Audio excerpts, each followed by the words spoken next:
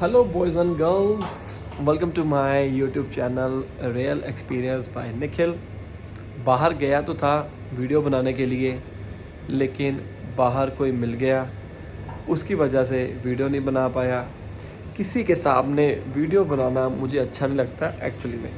तो तभी आपने देखा होगा कि मेरी ज़्यादातर जो वीडियोज़ हैं वो घर के अंदर होती हैं, या जहाँ पार्क में हो गई वहाँ पर कोई नहीं होगा, इस तरह से होती हैं। देखो, मेन मोटिव है आप लोगों को इन्फॉर्मेशन देना। और आज की वीडियो के अंदर अगर आपने मेरे इस टॉपिक को जो मैं समझाना चाहता हूँ वो बात पल्ले नहीं बांधी, तो ऑस्ट्रेलिया में जाने का कोई फ़ायदा नहीं होगा। और आपका जो स्पाउस है, कोई भी हो सकता है, मेल या फीमेल, हस्बैंड या वाइफ, उसको जॉब नहीं मिलेगी, और मे भी आपको भी जॉब नहीं मिल सकती है। देखो, सीधी सी बात है, कुछ लोग क्या करते हैं कि हस्बैंड वाइफ जाते हैं और सिंगल, मतलब उनका बेबी नहीं होता है, सिर्फ हस्बैंड वाइफ ही होते हैं, या अपने परिवार के साथ जाते हैं बच्चों के साथ। अपने स्पाउस को या खुद जितनी देर तक जॉब नहीं मिलेगी उतनी देर तक सर्वाइवल करना मुश्किल हो जाता है।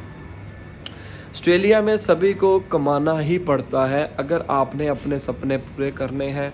अगर पूरे नहीं करने तो मत कमाओ।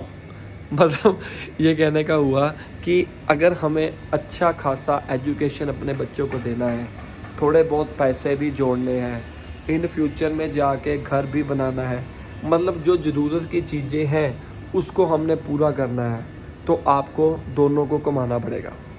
अब बात आती है ये कि कई बार ऐसा देखा गया है कि हस्बैंड या वाइफ दोनों में से कोई एक, ऑब्वियस ही बात है, दोनों में से कोई एक इतना ज़्यादा पढ़ा लिखा नहीं होता है।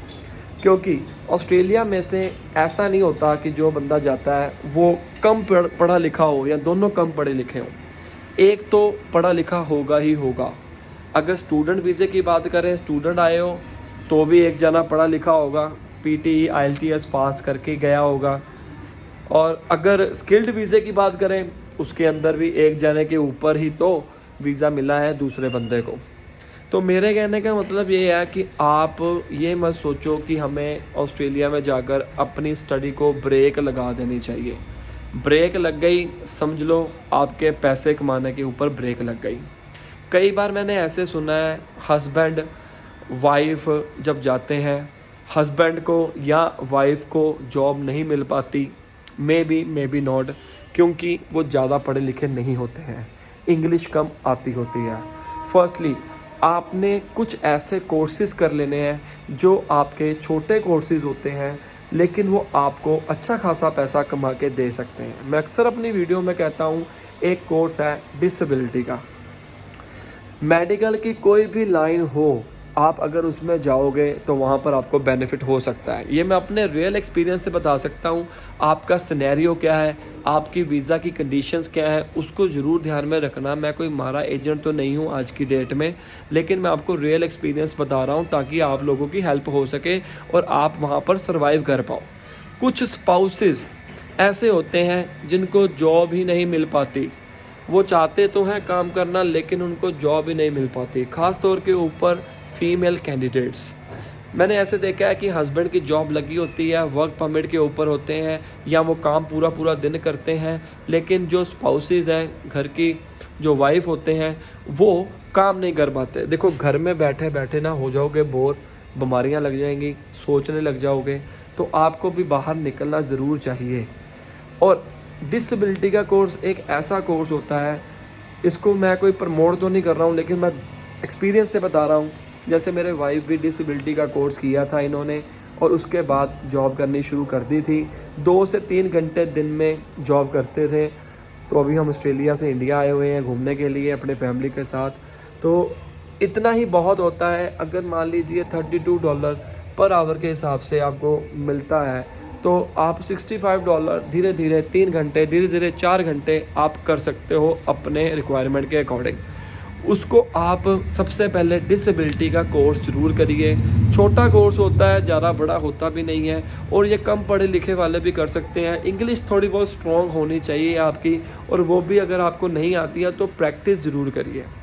हम लोग क्या करते हैं, हम लोग ये सोचते हैं कि यार हम ऑस्ट्रेलिया जा रहे हैं, कोई बात नहीं, हमारे इंडियंस होंगे, देख लेंगे, यस ऑल गुड, बट आप जिस कंट्री में जा रहे हो उसकी लैंग्वेज सीखना बहुत ज़रूरी होता है। नहीं तो आपका बिजनेस कामयाब कैसे होगा या जॉब कैसे मिल पाएगी। तो अभी आपको, अगर आप इंडिया से आ रहे हो, किसी भी कंट्री से आ रहे हो, ये बात अपने पल्ले डाल लो कि हमें इंग्लिश भी सीखना है, कोई हाई फाई नहीं चाहिए, इतना तो चाहिए कि आप कम्युनिकेट कर पाओ वहाँ के लोगों से। एक्सेंट सीखने में आपको थोड़ी बहुत दिक्कत आ सकती है, लेकिन डरने वाली बात नहीं है।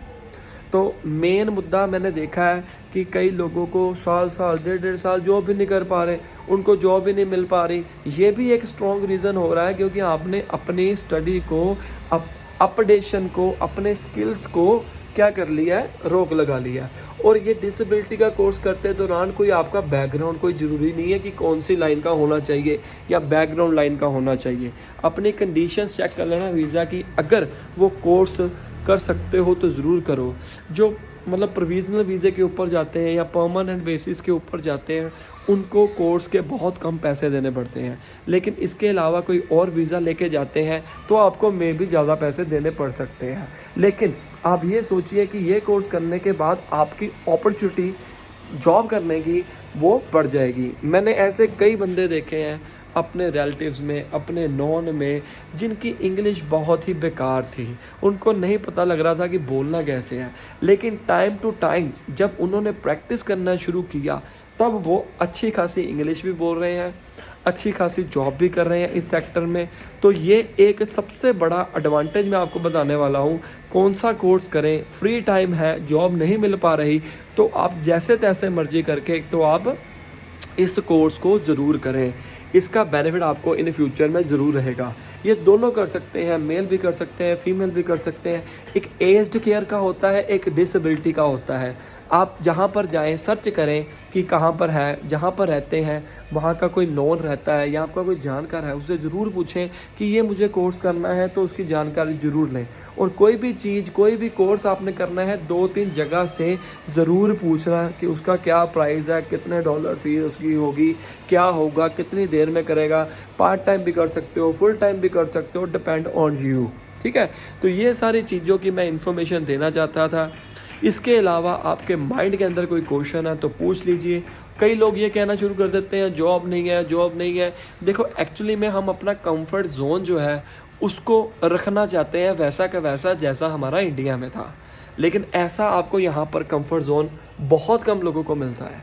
तो गाइज़ आप अपनी इन चीज़ों का ध्यान में रखिए, इन फ्यूचर में आपको बहुत काम आएगी ये वीडियो, ये कोर्स भी। करते रहो, जितना पढ़ सकते हो उतना पढ़ो, धीरे धीरे पढ़ो।